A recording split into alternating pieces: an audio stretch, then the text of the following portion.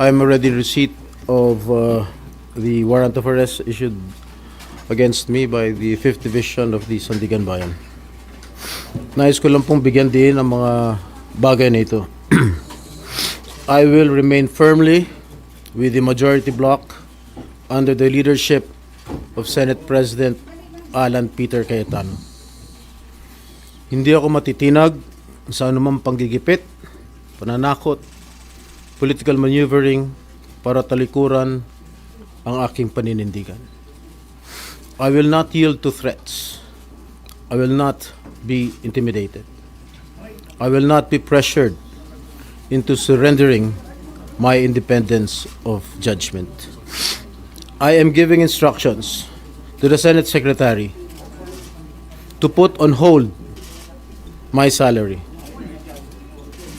Personal kong pasya ito upang ipakita sa sambayan ng Pilipino na wala akong intensyon makinabang sa pondo ng bayan habang nililinis ko ang aking pangalan. At higit sa lahat, hindi ako papasailalim ng kustodya ng Senado. I will not seek Senate custody. Hindi ko gagamitin ang Senado bilang panangga laban sa mga aligasyon sa akin. Nakahanda akong ipagtanggol ang aking sarili sa hukuman at hindi ako magtatago sa likod ng institusyong ito upang umiwas sa proseso. Ipagtatanggol ko hanggang sa huli ang aking sarili para patunayan na walang batayan ang mga paratang sa akin. Kalokohan ang lahat na ito. Mismo ang Senate Legislative Budget Research and Monitoring Office or yung LBRMO ang nagsabi sa ombudsman na wala silang anumang dokumento o record na nagpapakita na ako ay nagpasok ng anuman insertion sa 2025 national budget. Ang mahalagang impormasyon nito ay kinilala pa mismo ni dating Senate Blue Ribbon Chairman Senator Panfilo Lacson bilang isang makabuluhang ebidensya na sumasalungat sa mga aligasyong ibinabato laban sa akin. So how can the office of the ombudsman file a plunder case against me when I am not even alleged to be part of or the mastermind of the supposed scheme? Wala po akong kinalaman dyan. Ngayon ko lang po isa sa publiko ito. Maraming beses po ako inalok na talikuran ang independent majority bloc kapalit ang pagbabasura sa aking kaso. Ngunit, hindi ko po ito tinanggap. Mas nanaig ang paninindigan ko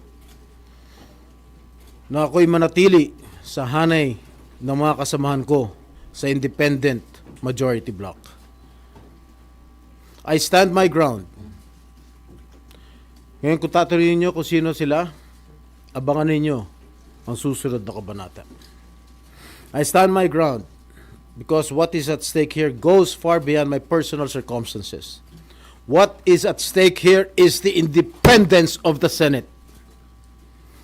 This institution must never become vulnerable to external pressure. It must remain free from political coercion, free from undue influence, and free from any scheme designed to weaken its constitutional role as a co-equal and independent branch of government. If this is the price I must pay for the decisions I have made and the principles I have chosen to uphold, then I am prepared to face the consequences, however difficult they may be, especially for my family. I will not be broken by accusations, nor will I yield to political pressure.